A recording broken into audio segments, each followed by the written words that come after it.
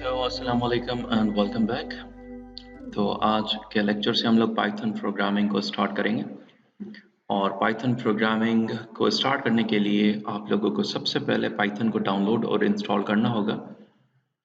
उसके लिए ये वेबसाइट आप लोगों के पास अवेलेबल है, दैट इज़ python.org, और यहाँ से आप लोग पाइथन को डाउनलोड कर सकते हो या फिर डाउनलोड्स के बटन से आप लोगों को वंस अगेन पाइथन 3.12.0 का वर्जन मिलेगा, तो आप लोग इसे डाउनलोड कर दें। तो यहाँ पे मैं क्लिक करता हूँ और ये पाइथन हमारा डाउनलोड हो चुका है। इसे इंस्टॉल करने के लिए फाइल को ओपन करूँगा, या नॉर्मली ये डाउनलोड्स में होता है तो वहाँ पर जाके आप लोग इस फाइल के ऊपर डबल क्लिक कर सकते हो। ओके, सो मैं इसे डाउनलोड कर रहा हूँ एंड इंस्टॉल एनीवे। ओके, तो मेरे पास पहले से ही पाइथन जो है वो डाउनलोडेड है, इसलिए मुझे मॉडिफाई, रिपेयर और अनइंस्टॉल का ऑप्शन दे रहे हैं। आप लोगों को यहाँ पर 2 टिक मार्क्स मिलेंगे, जिसमें एक टिक मार्क होगा कि भाई इंस्टॉल करो एडमिन एंड बाकी सारे यूजर्स के लिए, तो आप लोग उस पर भी टिक मार्क कर दोगे। और एक और टिक मार्क आप लोगों को मिलेगा कि पाइथन का जो डायरेक्टरीज है वो इन्वायरमेंटल वेरिएबल में आप लोग ऐड कर दो। तो उन दोनों टिक मार्क्स के ऊपर आप लोगों ने क्लिक कर देना है और देन आप लोग नेक्स्ट करेंगे और पाइथन आप लोगों का इंस्टॉल हो जाएगा। अच्छा, ये वेरीफाई करने के लिए कि वाकई में भी आप लोगों के पास पाइथन इंस्टॉल्ड है, उसके लिए आप लोग VS कोड बल्कि CMD पर आ जाओ, कमांड प्रॉम्प्ट में आ जाएं और यहाँ पर आके आप लोग कहोगे पाइथन माइनस माइनस वर्जन। तो आप लोगों को नजर आ जाएगा कि भाई पाइथन आपका इंस्टॉल्ड है या नहीं है और लेटेस्ट पाइथन इंस्टॉल्ड है या नहीं है। एक और कमांड है that is Python minus V। ठीक है, तो ये वर्बोज कर दिया उसने, चले ठीक है, इसको मैं छोड़ देता हूँ, तो मैं एग्जिट कर देता हूँ, तो मैं बाहर आ गया। So the command is Python minus minus version. Okay, then CMD को आप लोग बंद कर दो, ये कमांड टर्मिनल था और मैंने ये कहाँ से ओपन किया था, यहाँ से CMD। ठीक है, तो सर्च बार में मैंने CMD लिखा था।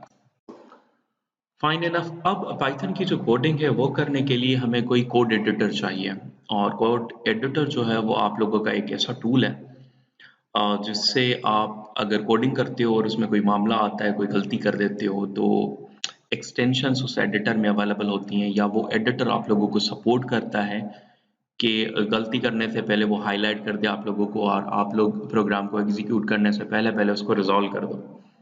तो कोड एडिटर आप लोगों को बहुत हेल्प करता है। तो बहुत सारे कोड एडिटर्स अवेलेबल हैं, जैसे एटम है, नोटपैड प्लस प्लस है, सबलाइम टेक्स्ट है, पाइचार्म है, जुपिटर है। लेकिन इंडस्ट्री के लिए जो स्टैंडर्ड है और बहुत सारी प्रोग्रामिंग को जो सपोर्ट करता है, that is our VS code. तो उसके लिए आप लोग इस वेबसाइट पे आओगे code.visualstudio.com और इसे आप लोग डाउनलोड कर दोगे, और डाउनलोड करने के बाद वंस अगेन डबल क्लिक करेंगे तो इंस्टॉल हो जाएगा। वंस वो इंस्टॉल हो जाता है तो आप लोग सर्च करोगे VS कोड, तो आप लोगों को VS कोड नजर आ जाएगा, विजुअल स्टूडियो कोड, और आप लोगों ने उसको ओपन कर देना। तो मैं इसे ओपन कर देता हूँ और ओपन करने के बाद आप लोगों को कुछ इस तरह का एनवायरनमेंट नजर आएगा। अब इस एनवायरनमेंट में यहाँ पर फाइल्स आप लोगों को नजर आ रही होंगी और ये आप लोगों की एक्सटेंशंस हैं। ये टेब आप लोगों का एक्सटेंशंस का है। मेरे पास बहुत सारी इसकी एक्सटेंशंस जो हैं वो इंस्टॉल्ड हैं, आप लोगों के पास फिलहाल कोई भी नहीं होंगी। ये एरिया वो एरिया है जहाँ पर आप लोग अपने फोल्डर्स और फोल्डर्स के अंदर जितनी भी फाइल्स हैं उनको नेविगेट कर सकते हो। इस एरिया के अंदर, ये वाले एरिया के अंदर आप लोगों का कोड आ जाता है। कोई भी नई फाइल बनाते हो पाइथन की, उसमें जो भी इंस्ट्रक्शंस लिखते हो पाइथन के लिए, तो वो आप लोगों की यहाँ पर डिस्प्ले हो जाती है। तो मैं सबसे पहले कोई फोल्डर को चूज कर लेता हूँ। तो मेरे पास पहले से ही फोल्डर बना हुआ है जो कि मैंने पहले बनाया था ड्यूरिंग लेक्चर। तो ये है वो पाइथन वीकेंड का फोल्डर, और इसमें पहले से ही काफ़ी सारी फाइल्स पड़ी भी हैं। तो आप लोगों के पास अगर कोई फोल्डर है जिसमें कोई फाइल्स नहीं है तो डू नॉट वरी, हम लोग वन बाय वन फाइल्स को क्रिएट करना सीखेंगे। चलें वापस आ जाते हैं। तो सबसे पहले तो फोल्डर को सिलेक्ट कर लें, तो आप यहाँ से ओपन फोल्डर कर सकते हो या यहाँ से फाइल पे क्लिक करने के बाद ओपन फोल्डर पे क्लिक कर सकते हो और उसके बाद आप लोग डेस्कटॉप पे नेविगेट करोगे और यहाँ पर आप लोगों को पाइथन वीकेंड का फोल्डर नज़र आएगा। मैं इस फोल्डर को सिलेक्ट कर देता हूँ और फोल्डर को मैंने जैसे ही सिलेक्ट किया तो मेरा एक लेक्चर 1 की फाइल है, मैं उसे बंद कर देता हूँ और यहाँ पर आप लोगों को नज़र आएगा ये पाइथन वीकेंड और ये बहुत सारी फाइल्स। अब पाइथन की अगर कोई फाइल बनानी है तो उसके लिए आप लोग यहाँ पर इस एरिया के अंदर राइट क्लिक करके न्यू फाइल कर सकते हो, एक तरीका ये है। यहाँ पर आके न्यू फाइल कर सकते हो, दूसरा तरीका। तीसरा, यहाँ पर जहाँ पर लिखा हुआ है आप लोगों के फाइल डायरेक्टरी का नाम लिखा हुआ है, जैसे पाइथन वीकेंड है, यहाँ पर आप लोगों को या तो 3 डॉट्स नजर आएंगी या कोई फाइल नजर आएगी जिस पर प्लस लिखा होगा। जैसे ये फोल्डर है, इस पर प्लस लिखा हुआ है बिल्कुल बॉटम पे, मार्क किया हुआ है। इसी तरह से एक फाइल होगी, उस पर भी ये मार्क किया होगा। तो अगर वो चीज़ आप लोगों को नजर आती है तो वहां से भी आप लोग फाइल क्रिएट कर सकते हो या फिर इन 3 डॉट्स के ऊपर क्लिक करने के बाद न्यू फाइल पे क्लिक कर सकते हो। अब फाइल का नाम आप लोग कुछ भी लिख सकते हो। तो ये आप लोगों के पास एक इनपुट बॉक्स आ गया, यहाँ पर हम लोग फाइल का नाम लिख सकते हैं। तो मेरे फाइल का नाम है लेट्स से ऑनलाइन, ठीक है। और ये फाइल किस तरह की फाइल है, उसकी एक्सटेंशन क्या है। जैसे हर फाइल की एक एक्सटेंशन होती है तो इसकी भी एक एक्सटेंशन होगी, दैट इज py। तो मैं लिखूंगा डॉट py मतलब पाइथन। तो अगर जावास्क्रिप्ट की फाइल होती तो हम लोग कहते हैं JS, अगर HTML की तो HTML, अगर कोई इमेज फाइल होती तो उसका एक्सटेंशन PNG होता है, कोई वीडियो फाइल होती है तो उसका जो एक्सटेंशन होता है दैट इज MP4।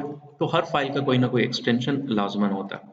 तो यूं करने से आप लोगों की एक फाइल बन जाएगी, ठीक है। और एक और चीज आप लोग देखोगे कि ये वाला एक एक्स्ट्रा हिस्सा आ चुका है। अब ये एक्स्ट्रा हिस्सा नॉर्मली आप लोगों को नजर नहीं आएगा, तो ये कहाँ से इसको ओपन कर सकते हो वो आप लोगों को बता देता हूँ। तो उसके लिए सबसे पहले मैं इसे क्लोज कर देता हूँ और इस एक्स्ट्रा हिस्से को चलाने के लिए आप लोग इन ट्रिपल डॉट्स के ऊपर आओगे, टर्मिनल पे आओगे और न्यू टर्मिनल के ऊपर क्लिक कर दोगे। ये टर्मिनल आप लोगों का आ गया। अब ये टर्मिनल की का फायदा क्या है और क्यों हम लोग टर्मिनल को ओपन कर रहे हैं। तो एक्चुअली होता ये है कि आप लोग जो भी इंस्ट्रक्शंस लिखते हो, जैसे यहाँ पर मैं जो भी इंस्ट्रक्शंस लिखूंगा इस जगह पर, जितनी भी इंस्ट्रक्शन होंगी 10, 12, 15, 20, 1500, अब ये सारी इंस्ट्रक्शंस अगर आप लोगों को ट्रांसफर करनी है टू कंप्यूटर, मतलब इस कंप्यूटर की मशीनरी को वो भेजनी है ताकि कंप्यूटर कोई ऑपरेशन परफॉर्म कर सके जो कि आपने यहाँ पर बताया होगा इस फाइल के अंदर, उसके लिए ये टर्मिनल यूज होता है। तो टर्मिनल के थ्रू हम लोग इंस्ट्रक्शंस जो हैं, जो कमांड्स हैं, वो ट्रांसफर करते हैं अपनी डिवाइस की तरफ ताकि वो डिवाइस उसके ऊपर एक्शंस परफॉर्म कर सके according to the instructions that we have provided through this file. Fine enough. तो अब हम लोग जरा इसको चला के देख लेते हैं। तो ये online.py सिर्फ आप लोगों को समझाने के लिए बताया था कि भाई किस तरह से आप लोग कोई फाइल बना सकते हो। अब मैंने पहले से ही काफ़ी सारे जो आप लोगों को इस लेक्चर के अंदर कवर करवाना है वो मैंने लेक्चर 1 के अंदर लिखा हुआ है सारा कुछ। तो मैं इस सारी चीज़ों को कॉपी करके ये online.py के अंदर पेस्ट कर देता हूँ, ठीक है। और इसमें से बहुत सारी चीज़ें मैं मिटा देता हूँ ताकि वो मैं दोबारा से आप लोगों को समझाऊँ। और मैं इसको भी मिटा देता हूँ, इसको भी मिटा देता हूँ, इसको भी मिटा देता हूँ, राइट, फाइन एनफ। और इसको भी, और दिस वन एज वेल। तो जो टॉपिक्स हैं हम लोग कवर करेंगे वो हैं टोटल 7 टॉपिक्स। उसमें से पहला टॉपिक है कमेंट्स का। तो अभी आप लोगों को फाइल नज़र आ रही होगी जिसमें सारे जो अल्फाज हैं वो ग्रीन है और हर अल्फाज के सामने हैश है। सी, सो हर लाइन के पहले हम लोगों ने हैश लगाया हुआ है और हैश रिप्रेजेंट करता है कमेंट्स को। जब भी किसी लाइन के सामने हैश आ जाता है तो कंप्यूटर उसको इग्नोर कर देता है। फॉर एग्जाम्पल, अगर मैं इन इंस्ट्रक्शंस को जो कि online.py है, इनको कंप्यूटर की तरफ भेजूं तो कंप्यूटर की तरफ इन इंस्ट्रक्शंस को ट्रांसफ़र करने के लिए सबसे पहले मैं लिखूँगा py, फिर स्पेस दूँगा, या लिखूँगा पाइथन और फिर स्पेस दूँगा। तो मेरे पास सिर्फ py काम कर रहा है, तो मैं सिर्फ py लिखूँगा, और py लिखने के बाद जिस फाइल के अंदर वो इंस्ट्रक्शंस हैं जो कि आप लोग कंप्यूटर को ट्रांसफ़र करना चाहते हो, उस फाइल का नाम लिख दोगे। तो मैं लिखूँगा online.py, कुछ इस तरह से। और इसको मैं जैसे ही क्लिक करूँगा तो आप लोगों को नज़र आएगा कि कर्सर हमारा रिटर्न हो चुका है और कोई आउटपुट नज़र नहीं आया। द रीज़न इज़ यहाँ पर जितनी भी कमांड्स लिखी हुई हैं, वो कमांड्स कमेंटेड हैं। वो कमांड्स को इग्नोर किया जाएगा बाय कंप्यूटर। ठीक है? तो इसको हम लोग कहते हैं कमेंट्स।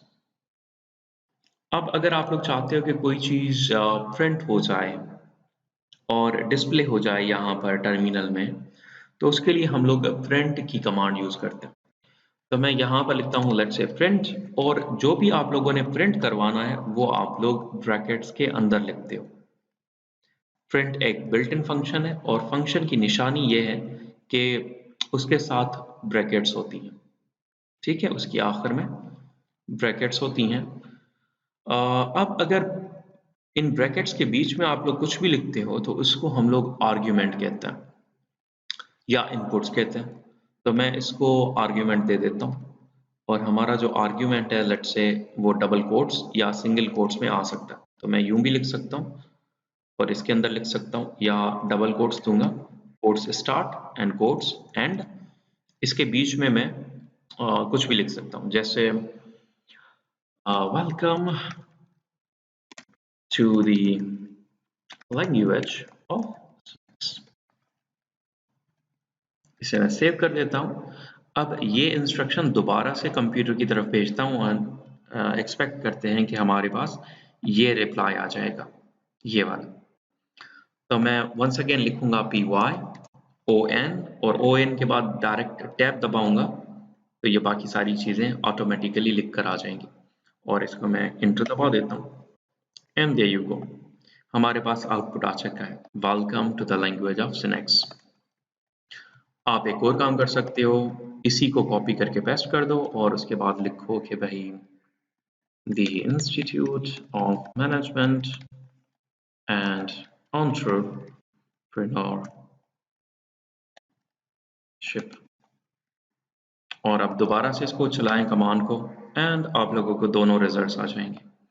इसी तरह से आप लोग लिख सकते हो print a lecture by engineer Abrar Sen,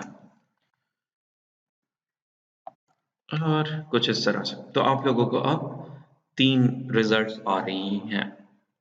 ठीक है, अब इसको मैं, क्योंकि यहाँ पर मैंने कमांड चलाई थी, ठीक है, और यहाँ पर भी मैंने कमांड चलाई थी, और यहाँ पर भी मैंने कमांड चलाई थी, जैसे इंस्ट्रक्शंस हम लोग पीसी की तरफ भेज रहे, और उसके बाद हमें यहाँ पर आउटपुट मिल रहा था। ठीक है, कमांड चलाने के बाद हमें आउटपुट मिल रहा था। अब क्योंकि ये स्क्रीन फिल हो चुकी है, तो मैं यहाँ पर कमांड चला तो सकता हूँ, लेकिन इस स्क्रीन को आप लोग क्लियर भी कर सकते हो, ये वाले एरिया को, और इस एरिया को क्लियर करने के लिए आप लोग लिखते हो CLS, which मीन्स के क्लियर स्क्रीन, और जैसे मैंने उसे एंटर किया तो सारी स्क्रीन क्लियर हो गई। हालांकि आप लोग थोड़ा सा अगर ऊपर जाओ तो आप लोगों को नजर आएगा कि प्रीवियसली हम लोगों ने कौन सी कमांड चलाई हुई है। ठीक है, ओके फाइन इनफ। अच्छा, एक और काम कर सकते हो आप लोग, वो क्या कि अगर मैं इनको मिटा दूँ, अच्छा इनको मैं मिटा देता हूँ और दोबारा से लिखता हूँ प्रिंट, और यहाँ पर आपको पता है कि आर्ग्यूमेंट्स देते हैं, तो अब आर्ग्यूमेंट्स दे देते हैं, लेकिन मल्टीपल आर्ग्यूमेंट्स देते हैं। फॉर एग्जांपल एक आर्ग्यूमेंट है कि my name comma is comma Abrar Hussain. तो आप लोग इसी तरह से इस फंक्शन के अंदर, प्रिंट के अंदर मल्टीपल आर्ग्यूमेंट्स दे सकते हो, और हर आर्ग्यूमेंट जो होगा आप लोगों का वो सेपरेट होगा विथ कॉमा।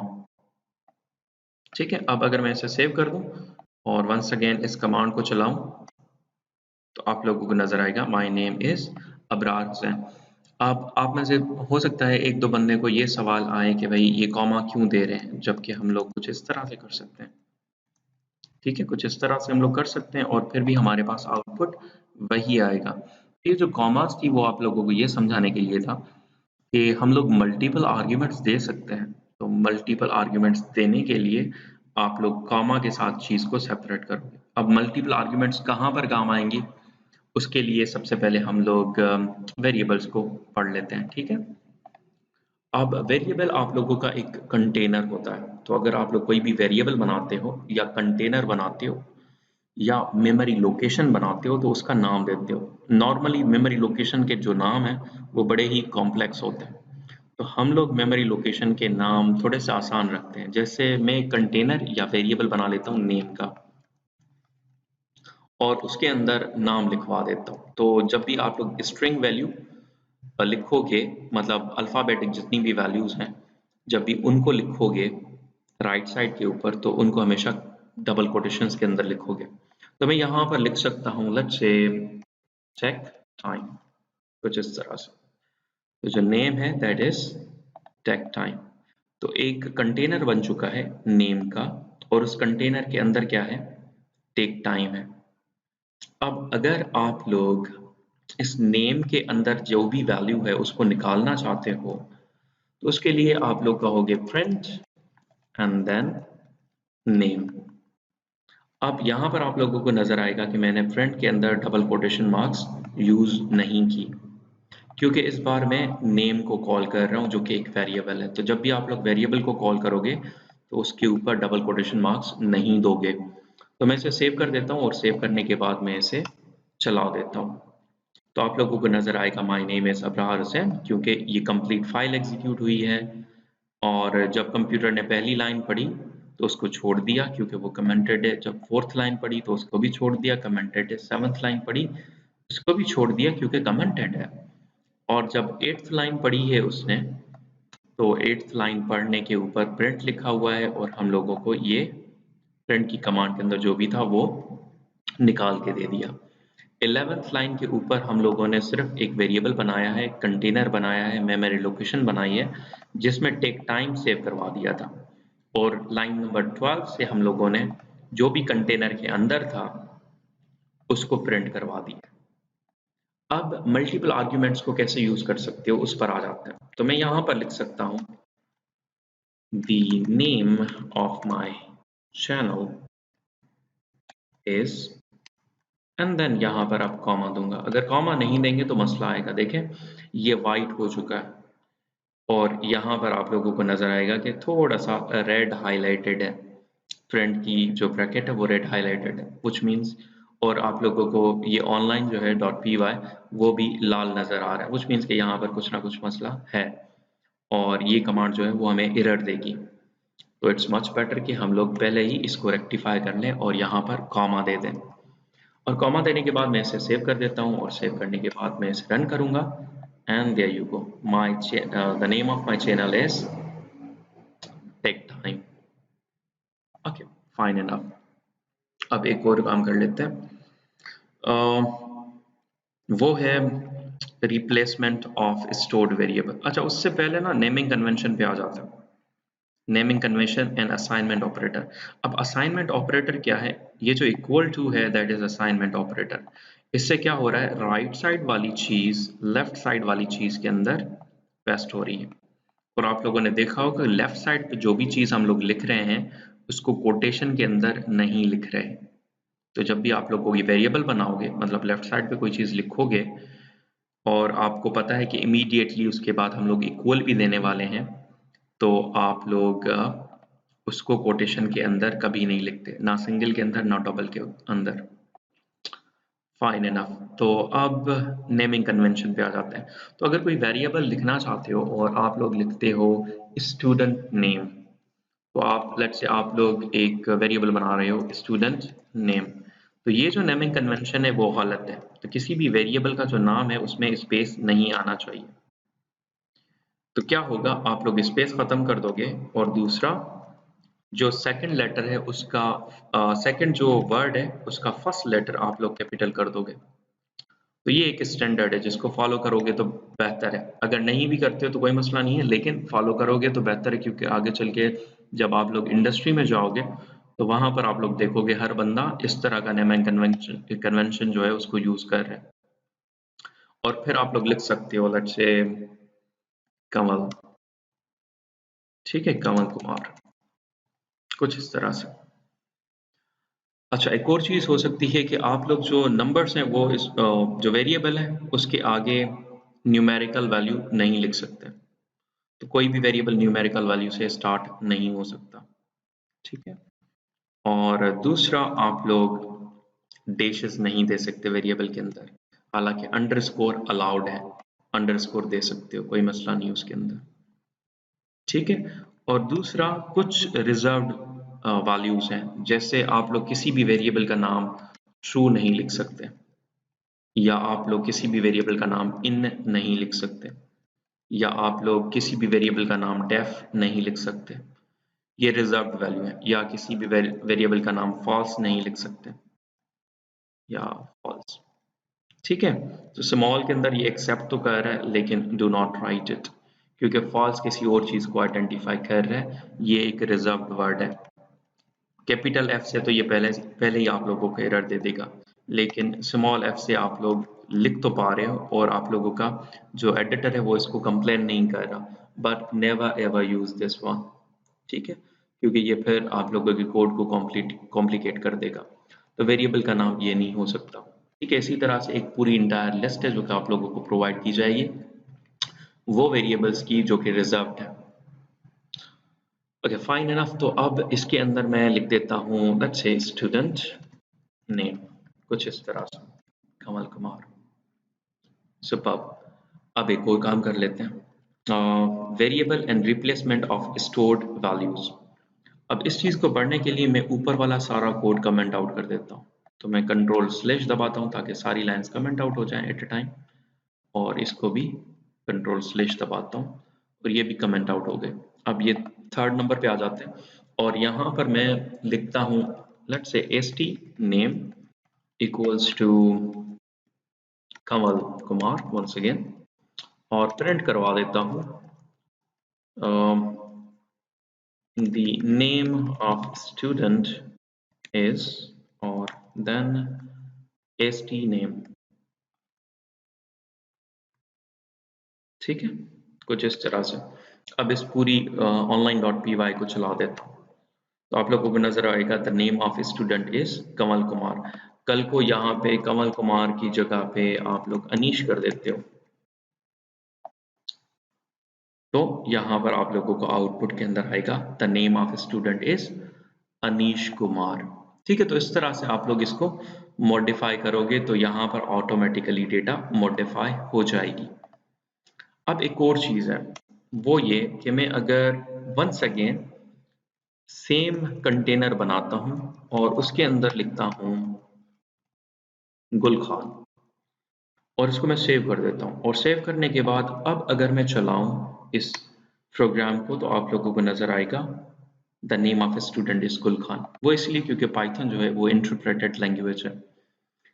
उसका मतलब क्या है कि जो कोड है वो लाइन बाय लाइन चलता है। लाइन बाय लाइन का मकसद क्या है कि यहाँ से कोड पढ़ना शुरू करेगा, इसको पढ़ेगा, और यहाँ से लेकर यहाँ तक सारी कमेंटेड है तो इनको इग्नोर कर देगा। फिर यहाँ पर आएगा लाइन नंबर 19 पे, लाइन नंबर 19 पे, और यहाँ पर आके एक वेरिएबल बनाएगा st नेम, या कंटेनर बनाएगा st नेम, और उसमें अनीश कुमार डाल देगा। वंस अगेन st नेम क्योंकि पहले से ही बना हुआ है, तो अब क्या करेगा कि जो अनीश कुमार पहले लिखा हुआ था उस कंटेनर के अंदर, अब उस कंटेनर से अनीश कुमार को निकाल के उसमें गुल खान डाल देगा। जब कंप्यूटर यहाँ पर आएगा तो उस वक्त कंप्यूटर को ये पता है कि st नेम के अंदर अब रीसेंट वैल्यू गुल खान है, अनीश कुमार मिटाई जा चुकी है। तो ये आप लोगों को जो आंसर देगा वो देगा कि the name of student is गुल खान रादर देन अनीश कुमार। पर इसी अगर फ्रेंच स्टेटमेंट को मैं यहाँ पर लिख दूं तो अब आप लोगों को नजर आएगा कि st नेम अनीश कुमार है, और उसके बाद हम लोग उसको प्रिंट करवा रहे हैं। तो अभी तक कंप्यूटर को ये पता है कि st नेम के अंदर क्या है, अनीश कुमार है। तो अब अगर मैं इस प्रोग्राम को रन करूं तो आप लोगों को नजर आएगा the name of student is Anish Kumar. उसके बाद कंप्यूटर यहाँ पर आता है और st नेम के अंदर अनीश कुमार को रिप्लेस कर देता है विद गुल खान। अब अगर इस स्टेटमेंट के बाद आप लोग ये प्रिंट स्टेटमेंट लगाते हो यहाँ पे, तो अब आप लोगों को इस स्टेटमेंट से तो अनीश कुमार नजर आएगा, ऊपर वाली से मतलब लाइन नंबर 20 से तो अनीश कुमार नजर आएगा, लेकिन लाइन नंबर 23 से आप लोगों को गुल खान नजर आएगा। तो दोनों ही स्टेटमेंट्स प्रिंट करके आ जाएंगी क्योंकि हम लोगों ने प्रिंट का फंक्शन यूज किया हुआ है। तो मैं पी वाई को दोबारा से चला देता हूँ और आप लोगों को नजर आएगा कि हमारे दोनों आउटपुट्स आ चुके हैं। The name of student is Anish Kumar and the name of student is गुल खान। Okay fine enough. अब उसके बाद हम लोग आ जाते हैं अर्थमेटिक ऑपरेटर्स के ऊपर। तो बहुत सारे अर्थमेटिक ऑपरेटर्स हैं और टाइम को बचाने के लिए मैं यहीं से अर्थमेटिक ऑपरेटर्स को उठा लेता हूँ क्योंकि ये एक कॉमन चीज़ है और आप लोगों ने एक मैथमेटिक्स की 8th की क्लास के अंदर पहले से इनको पढ़ा हुआ होगा। तो देयर यू गो। तो हमारे पास है प्लस या एडिशन, माइनस है उसको हम लोग माइनस से रिप्रेजेंट करते हैं, मल्टीप्लाई को स्टार के साथ, स्लेश डिवाइड के लिए यूज़ होता है, रिमाइंडर के लिए आप लोगों का मॉड्यूलस यूज़ होता है और एक्सपोनेंट के लिए डबल स्टार या पावर के लिए डबल स्टार। पैरेंथेसिस ये है और उसके बाद आप लोगों के पास आ जाते हैं डबल स्लैश। अब ये क्वेश्चन जो है ये एक यूनिक ऑपरेटर है जो कि आप लोगों को बाकी प्रोग्रामिंग लैंग्वेजेस के अंदर नज़र नहीं आएगा। हो सकता है किसी नई प्रोग्रामिंग लैंग्वेज के अंदर हो, लेकिन मोस्टली प्रोग्रामिंग लैंग्वेजेस के अंदर ये क्वेश्चन नहीं होता। तो चले इसको हम लोग करके देख लेते हैं और इसके ऊपर प्रोग्राम बनाने के लिए मैं कुछ वेरिएबल्स बना लेता हूँ, लेकिन वेरिएबल्स बनाने से पहले ये ऊपर वाले सारे कोड को कमेंट आउट कर देते हैं और यहाँ पर अब वेरिएबल्स बना लेते हैं। तो वेरिएबल्स बनाने के लिए मैं यहाँ पर लिखूंगा let's say num1 equals to let's say 15 and then num2 equals to 5। अब मैं प्रिंट करवा देता हूँ प्रिंट और यहाँ पे लिख सकता हूँ num1 प्लस num2। ठीक है, तो आप लोग प्लस का ऑपरेटर यूज कर सकते हो प्रिंट स्टेटमेंट के अंदर। मैं इसे सेव कर देता हूँ और इसके बाद इसको जैसे ही रन करूंगा तो आप लोगों के पास जवाब आएगा 20। Pretty simple. आप लोग इसको एक और तरीके से कर सकते थे, जैसे मैं यहाँ पर एक वेरिएबल बना लूँ समेशन का और उसके अंदर मैं ये दोनों वैल्यूज डलवा दूँ कुछ इस तरह से। उसके बाद प्रिंट के अंदर मैं सीधा सीधा लिखूँ समेशन और मैं इसे सेव कर दूँ। सेव करने के बाद अब जैसे ही मैं इसको रन करूँगा वंस अगेन जवाब सेम आ रहा है। तो इसके अंदर हो क्या रहा है, सबसे पहले num1 के अंदर 15 वैल्यू गई, फिर 5 वैल्यू num2 के अंदर गई, फिर वंस अगेन हम लोग राइट साइड से पढ़ेंगे। तो हम लोगों ने क्या किया 15 प्लस 5 को ऐड कर दिया और इन दोनों की वैल्यूज को हम लोगों ने इंसर्ट करवा दिया एक नए कंटेनर के अंदर जिसका नाम है समेशन। और उस कंटेनर के अंदर जो कुछ भी है, जो भी सम हुआ है वो हम लोगों ने प्रिंट करवा दिया। अब सम कितना बनता है वो आप लोगों का कंसर्न नहीं है, मतलब यहाँ पर मैं कुछ भी वैल्यू लिख दूँ, ठीक है। आप लोगों को ये पता होना चाहिए कि ये सम करेगा और ये यहाँ पर डालेगा। अब इसका रिजल्ट क्या आएगा ये कंप्यूटर आप लोगों को ऑटोमेटिकली बता देगा and you do not have to worry about that. और मैं पी वाई को वंस अगेन रन करूं और देयर इट इज, और ये आंसर जो है वो आप लोगों का करेक्ट है, सही है। तो आप लोग वेरीफाई कर सकते हो इसको सम करने के बाद। Okay fine enough. अब आ जाते हैं सब्ट्रैक्शन के ऊपर। तो मैं यहाँ पर वंस अगेन वैल्यूज को दोबारा से उसी तरह से परफॉर्म कर देता हूँ और वेरिएबल के नाम को वही रखता हूँ, कोई मसला नहीं है, वेरिएबल का नाम कुछ भी हो सकता है। तो इसका नाम आप भले रिजल्ट रख दो ताकि एक जेन्युइन जर्नल जो है वो वेरिएबल का नाम रहे। तो मैं इसको रिजल्ट कर देता हूँ और अब यहाँ से मैं माइनस के ऑपरेशन को परफॉर्म कर देता हूँ। माइनस के ऑपरेशन को परफॉर्म करेंगे और रिजल्ट आएगा आप लोगों का 10। ठीक है, तो ये रहा आप लोगों का रिजल्ट। आप एक और काम कर सकते हो, जैसे आप लोग लिख सकते हो num2 एंड देन आप लोग लिख सकते हो num1 कुछ इस तरह से। और अब अगर आप लोग इसको चलाएंगे तो आप लोगों को जवाब आएगा -10, क्योंकि अब 15 में से आप लोग 5 को माइनस कर रहे हो। मैं इसको वापस ले आता हूँ उसी फॉर्म के अंदर। ओके, उसके बाद आ जाता है मल्टीप्लाई, और मल्टीप्लाई के लिए मैं थोड़ा सा इसको सिंप्लीफाई कर देता हूँ। सो 2 मल्टीप्लाई बाय 5, और मल्टीप्लाई के लिए मैं स्टार को चलाऊंगा, और there you go, the answer is 10। और 3 multiply by 5, the answer will be 15। Fine. अच्छा, उसके बाद आप लोगों के पास आ जाता है डिवीजन। अब डिवीजन को परफॉर्म करने के लिए मैं यहाँ पर 16 कर देता हूँ। ठीक है, पहले 15 कर देते हैं और फिर 16 पे आते हैं। तो मैंने पहले 15 कर दी, और अब आप लोगों को डिवाइड करने के लिए स्लैश लगाना होगा, और मैं इसे सेव करता हूँ और इस प्रोग्राम को रन करते हैं। तो आप लोगों को जवाब आएगा 3.0। हम लोग एक्सपेक्ट कर रहे थे कि जवाब 3 आएगा, लेकिन आप लोगों को एक एक्स्ट्रा चीज़ नज़र आ रही होगी, 0.0। अब जब भी डेसिमल वैल्यू आ जाए किसी भी डिजिट के अंदर, तो हम लोग उसको न्यूमेरिकल वैल्यू कंसीडर नहीं करते, बल्कि उसका एक स्पेशल टाइप है, दैट इज फ्लोट। तो ये अब इंटीजर नहीं है, न्यूमेरिकल तो है लेकिन इंटीजर नहीं है, और इसका टाइप जो है वो फ्लोट है। तो ये फ्लोटिंग पॉइंट वैल्यू के अंदर आ जाती है। अब इसके ऊपर डिटेल में हम लोग बाद में पढ़ लेंगे। अच्छा, तो रिजल्ट हमारा आ गया फ्लोट। अब अगर मैं इसको 16 कर दूँ ना, अच्छे 16 करने के बाद इसको चलाऊं, तो आप लोगों को जवाब आएगा 3.2। अच्छा, अब अगर मैं करूं इसको मॉड्यूलस, ठीक है, तो मॉड्यूलस क्या करता है, आप इसको अगर सेव कर दें और रिटर्न करें तो जवाब आएगा 1, विच मीन्स कि आप लोगों का जो रिमाइंडर है वो आप लोगों का इस निशानी से कैलकुलेट होता है। तो जब आप लोगों का टेबल चला 3 बार, तो 3 बार चलने के बाद जवाब आया 15, और 15 के बाद जब 16 में से 15 माइनस किए गए, तो रिमाइंडर जो आप लोगों का बच गया वो आप लोग इस तरह से निकाल सकते हो।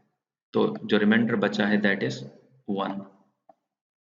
ठीक है, तो आप लोग अगर यहाँ पे कर दो 17, और अब इसको चलाओ, तो आप लोगों को जवाब आएगा 2। अगर आप लोग इसको चला दो 19, तो आप लोगों को इसका जवाब आएगा 4। तो दैट इज रिमाइंडर। अच्छा, उसके बाद आप लोग क्या चला सकते हो, उसके बाद आप कह सकते हो कि अब डबल स्लैश बता दें। तो ये रहा आप लोगों का डबल स्लैश, और अब अगर मैं इसको चलाऊं, तो आप लोगों को ये बताएगा 3। अब 3 कैसे, क्योंकि पूरा पूरा जो टेबल गया है इसके ऊपर अप्लाई हुआ है, दैट इज 3 टाइम्स।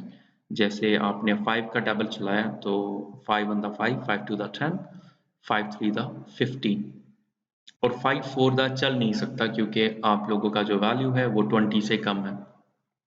तो आप लोगों ने पूरा पूरा जो कैलकुलेशन चलाया है दैट इज 3 टाइम्स, इसीलिए आप लोगों का जवाब आ रहा है 3।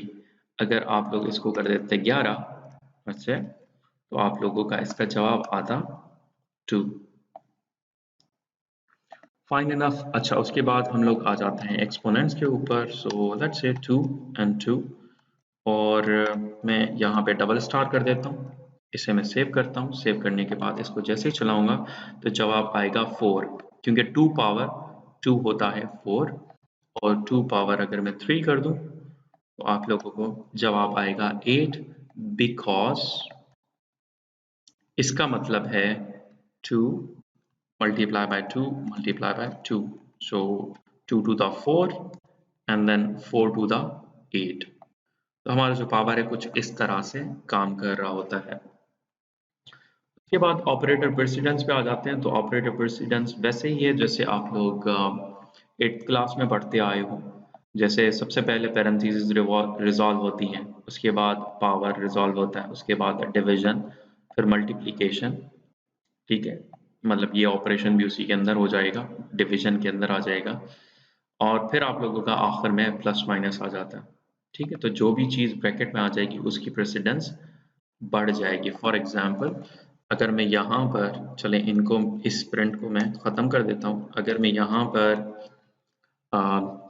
कोई वेरिएबल बनाऊँ कि फाइनल इक्वल्स टू, और लिखूँ num1, बल्कि मैं डायरेक्ट वैल्यूज लिख रहा हूँ। तो जब भी न्यूमेरिकल वैल्यूज लिखूंगा तो उस वक्त इनको कोटेशन के अंदर मैं नहीं डालूंगा। तो मैं लिख देता हूँ 2 + 3 एंड देन मल्टीप्लाई बाय 4। तो इसका जवाब क्या होगा? सबसे पहले ये मल्टीप्लिकेशन चलेगा और उसके बाद जो भी इसका रिजल्ट आएगा उसको हम लोग 2 से प्लस करवा देंगे। तो मैं इसको अगर प्रिंट करवाऊं फाइनल, तो आप लोगों को जवाब आएगा 14। ठीक है, बिकॉज 3 4 12 एंड प्लस 2 इज 14। पर अगर मैं यहाँ पे पैरेंथेसिस दे दूँ, यहाँ पे ब्रैकेट्स दे दूँ, तो अब इसका जो आंसर है वो डिफरेंट हो जाएगा। ये हो जाएगा आप लोगों का 5 एंड 5 4 20। आप लोग इसको दोबारा से चलाओगे तो अब रिजल्ट जो है वो आप लोगों का 20 आ चुका है। तो प्रेसिडेंस जो है वो कुछ इस तरह से काम करती हैं। तो आप लोगों की ये हायर प्रेसिडेंस है, उसके बाद ये, उसके बाद डिवीजन, उसके बाद मल्टीप्लिकेशन। अब आप लोगों के पास हैं डेटा टाइप्स। अच्छा, आप डेटा टाइप्स को पढ़ने से पहले मैं एक और चीज़ आप लोगों को बता देता हूँ कि भाई जो हम लोग वेरिएबल्स बनाते हैं ना, ये जो हमारे वेरिएबल्स हैं वो कैश सेंसिटिव होते हैं। कैश सेंसिटिव का मतलब क्या है?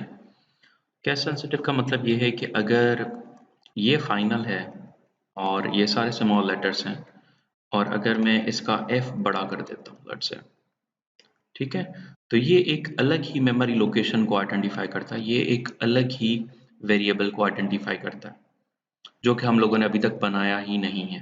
तो अगर मैं f बड़ा करके फाइनल बना लेता हूँ और उसके अंदर रिजल्ट कर देता हूँ लेट्स से कोई भी रैंडम रिजल्ट, और अब प्रिंट भी किसको करवा रहा हूँ?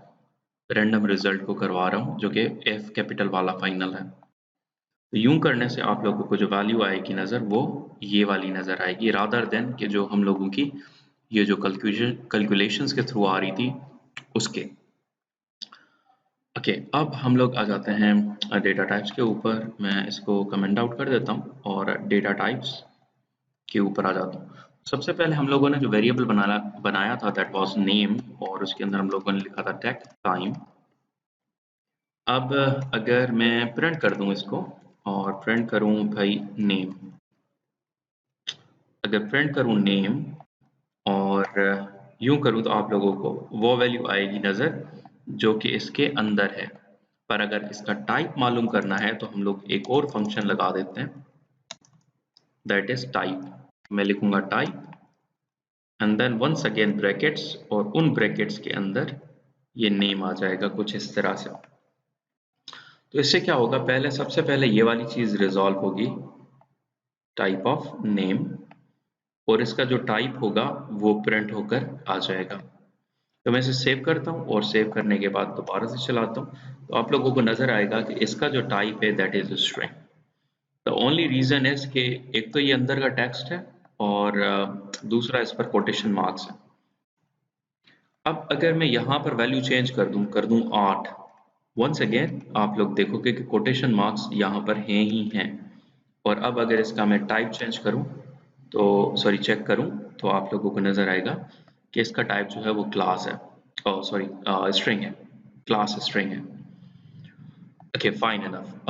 अब एक और काम कर देता हूँ, इससे कोटेशन हटा देता हूँ और अब नॉर्मल 8 है, ठीक है, कोई कोटेशन मार्क्स वगैरह नहीं दी हुई। अब अगर इसका मैं टाइप चेक करूं तो आप लोगों को इसका टाइप इंटीजर या INT नज़र आएगा। पर अगर कहूँ 8.0 यानी कि डेसिमल वैल्यू दे दी है, उसके बाद इसका टाइप चेक करूं तो आप लोगों को इसका टाइप फ्लोट नज़र आएगा। ओके, अच्छा एक और चीज़ हो सकती है कि आप लोग टाइप कास्टिंग कर सकते हो या टाइप कन्वर्जन कर सकते हो। टाइप कन्वर्जन कैसे होगी कि आप लोगों ने ये लिखा नेम और नेम के अंदर है लेट्स से 8.0, और आप लोग एक और वेरिएबल बना लो name underscore let's say changed, ठीक है।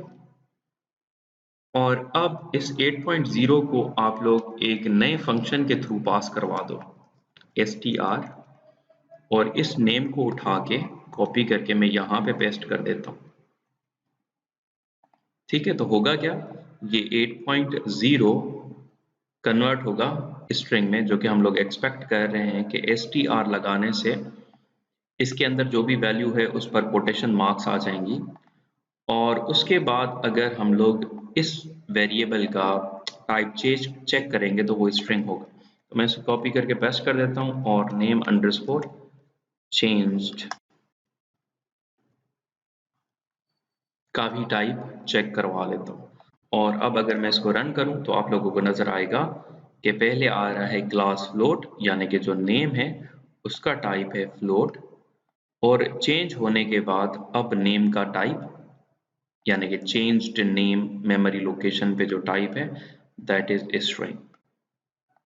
पर अगर मैं वेरिएबल को कुछ इस तरह से कर दूं, ठीक है, तो अब क्या होगा, अब नेम के अंदर टाइप होगा इसका, ठीक है, तो नेम का खुद का वंस अगेन टाइप जो है वो नेम के अंदर सेव हो जाएगा, मतलब वो चेंज्ड होगा, उसका जो टाइप होगा वो चेंज हो जाएगा।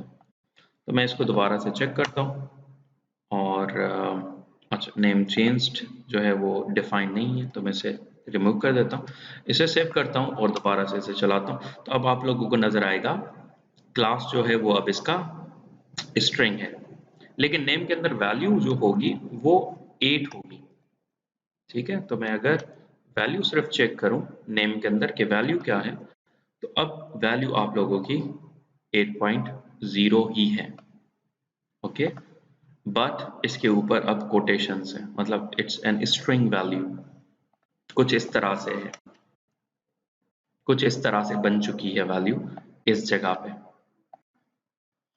अच्छा, पर अगर मैं इसको int कर दूं तो क्या होगा, ये फ्लोटिंग टाइप वैल्यू जब इसमें पास होगी और इंटीजर से कन्वर्ट होकर वापस नेम के कंटेनर में सेव होगी, और जब आप लोग इसको प्रिंट करोगे तो अब इंटीजर वैल्यू कहलाएगी। तो मैं इसे चेक कर लेता हूँ, तो अब आप लोगों को नजर आएगा ये वैल्यू है 8, और जो 0.0 था वो क्लिप आउट हो चुका है, ठीक है। इसी तरह से आप लोग किसी स्ट्रिंग वैल्यू को फ्लोटिंग पॉइंट में भी कन्वर्ट कर सकते हो। जैसे मैं अगर 158 है, ये एक स्ट्रिंग वैल्यू है, ठीक है। अगर आप लोग इसको रिमूव कर दो और अभी अगर प्रिंट करो तो आप लोगों को वैल्यू नजर आएगी 158। अगर इसका टाइप चेक करो,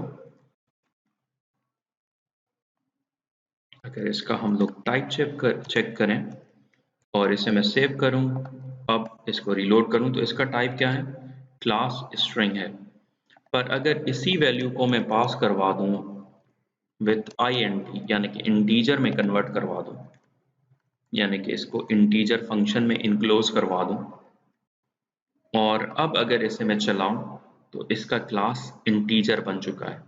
अगर इसको मैं फ्लोट के थ्रू पास करवाऊं और अब अगर इसे चेक कराऊं तो अब ये इसका टाइप फ्लोट हो चुका है, लेकिन वैल्यू क्या होगी, वैल्यू होगी 158.0, क्योंकि फ्लोटिंग पॉइंट जो वैल्यू होती है उसमें डेसिमल होना लाजिम है, तो ये रहा 158.0। ओके, सो इस तरह से आप लोग किसी भी वैल्यू की टाइप कन्वर्जन कर सकते हो। अब इसके अंदर एक दो चीज़ें और हैं, अ, वो ये कि आप लोगों को ऊपर में कुछ चीज़ें बता रहा था, जैसे ये चीज़ें इसके अंदर ना एक दो चीज़ें और हो जाती हैं। जैसे अगर एक वैल्यू है न्यूमेरिकल, ठीक है, एक वैल्यू है न्यूमेरिकल और उसमें मैं लिख देता हूँ अबरार, और दूसरी वैल्यू है 3। अब अगर इस पर पावर का ऑपरेशन चलाएंगे आप तो आप लोगों को एरर नजर आएगा, और ये एरर कौन सा है, लाइन नंबर 39 पे है, और लाइन नंबर 39 कौन सी है, ये वाली लाइन नंबर 39 है। और एरर कहाँ पर है, एरर है इस जगह पे, और किस तरह का एरर है, ये टाइप एरर है, और कहाँ पर है, इस जगह पे है। और क्या एरर है, स्ट्रिंग और इंटीजर के ऊपर पावर अप्लाई नहीं हो सकता। पर यहीं पर अगर मैं मल्टीप्लाई कर दूं, ठीक है, और अब इसको CLS कर देता हूँ और दोबारा से चलाऊं तो आप लोगों को 3 बार अबरार नजर आएगा। सो अबरार स्ट्रिंग की वैल्यू को इंटीजर के साथ आप लोग मल्टीप्लाई कर सकते हो। अगर 3.0 कर दूं और दोबारा से इसे चलाऊं तो आप लोगों को मसला नजर आएगा कि टाइप जो है वो फ्लोट है, नॉन इंटीजर है, तो आप लोग फ्लोटिंग पॉइंट वैल्यू को मल्टीप्लाई नहीं करवा सकते। पर अगर मैं इसको प्लस करवा दूं अबरार को 3 के साथ और अब अगर मैं चलाऊं तो आप लोगों को एरर नजर आएगा, तो प्लस का ऑपरेशन यूज नहीं हो सकता। अगर मैं माइनस का ऑपरेशन यूज करूं और इसे चलाऊं तो आप लोग देखोगे कि माइनस भी नहीं हो सकते। अगर मैं इसको स्ट्रिंग कर दूं व्हिच मीन्स के यहाँ पर दोनों वैल्यूज अब स्ट्रिंग हो जाएं, ये भी स्ट्रिंग और ये भी स्ट्रिंग, यानी कि ये भी स्ट्रिंग और ये भी स्ट्रिंग, और फिर माइनस का ऑपरेशन परफॉर्म करूं तो आप लोगों को वंस अगेन माइनस में एरर नजर आएगा। पर प्लस का ऑपरेशन परफॉर्म करूं तो आप लोगों की कॉन्केटिनेशन हो जाएगी। तो ये रहा अबरार 3। और अगर num2 को आगे रखवा दूं प्लस num1 और अब इसको चलाऊं तो आप लोगों को 3 अबरार नजर आएगा, क्योंकि पहले ये आ रहा है 3 एंड देन अबरार आए, विच मीन्स के प्लस का ऑपरेशन जब भी स्ट्रिंग डेटा टाइप्स के ऊपर परफॉर्म होता है तो आप लोगों की कॉन्केटिनेशन होती है। अब अगर मैं यहाँ पर कर दूं 8 और यहाँ पर करूं 3, सेव करूं और इसे चलाऊं तो आप लोगों को जवाब आएगा 38 ना कि 38। अगर एक वैल्यू आप लोगों की इंटीजर हो और दूसरी स्ट्रिंग हो तो आप लोग ये वाली ऑपरेशन पहले ही परफॉर्म करके आए हो तो ये आप लोगों को एरर देगा। ओके, हालांकि इसकी मल्टीप्लिकेशन आप लोग कर सकते हो और वो आप लोगों को क्या जवाब देगी, कुछ इस तरह का। ठीक है, तो स्ट्रिंग वैल्यू 8 बार रिपीट हो रही है। आई होप कि आप लोगों को ये वाला कॉन्सेप्ट समझ में आ गया होगा। उसके बाद है आप लोगों का इनपुट्स। इनपुट्स के थ्रू होता यह है कि आप कंप्यूटर आप लोगों से पूछता है कि वेरिएबल के अंदर कौन सी वैल्यू डलवा सकते हो या क्या डलवाना चाहते हो, विच मीन्स कि आप लोग डायनामिकली किसी भी कंटेनर के अंदर वैल्यूज ऐड करवा सकते हो। तो डायनामिकली वैल्यूज अगर ऐड करवानी है किसी भी कंटेनर के अंदर तो मैं क्या करूँगा, मैं कहूँगा कि लेट्स से रैंडम नेम एक वेरिएबल है और हम लोग यहाँ पर एक इनपुट का फंक्शन जो है वो यूज करेंगे जो कि पूछेगा what name should I put into container। तो ये आप लोगों से पूछा जाएगा और जब आप लोग कोई भी एंट्री करोगे तो वो एंट्री इस वेरिएबल के अंदर, इस कंटेनर के अंदर सेव हो जाएगी और फिर आप लोग प्रिंट करवा दो the name in container is जो भी आप लोगों ने इसमें सेव करवाया। तो मैं यहाँ पर रैंडम नेम को पेस्ट करवा देता हूँ, इसे सेव करें और अब अगर मैं इसे रन करूँ तो ये आप लोगों से पूछेगा कि what name should I put into container। तो मैं यहाँ पर लिख देता हूँ लेट्स से अबरार। तो आप लोगों को ये बताएगा the name in the container is Abrar. मैं इसे CLS कर देता हूँ और दोबारा से इस प्रोग्राम को चलाता हूँ। मैं इस कोड को नहीं छेड़ रहा और अब दोबारा से ये पूछ रहा है तो मैं इसे कह देता हूँ फाइनल। तो कहेगा the name in the container is final और इसको मैं कमेंट आउट कर देता हूँ ताकि बार बार ये जो 3 आ रहा है ये बार बार आउटपुट के अंदर ना आए। Okay fine enough. अब दोबारा से इस कमांड को चलाएं और मैं यहाँ पर लिख देता हूँ टेक टाइम और ये रहा आपका answer, the name in the container is Tech Time. तो आप लोग डायनामिकली यहाँ पर वैल्यू रखवा सकते हो।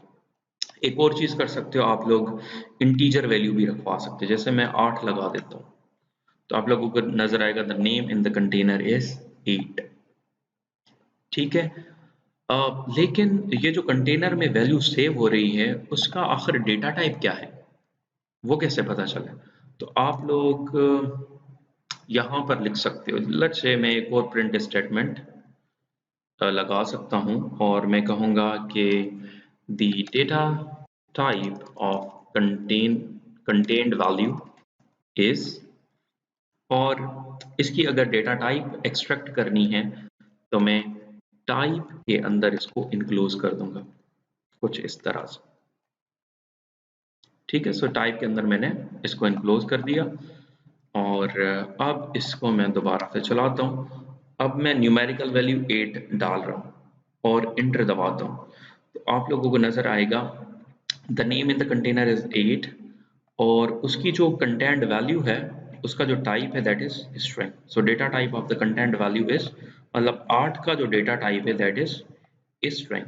तो नंबर इनपुट से जो भी डेटा किसी कंटेनर में सेव होती है तो उसका डेटा टाइप हमेशा स्ट्रिंग रहता है।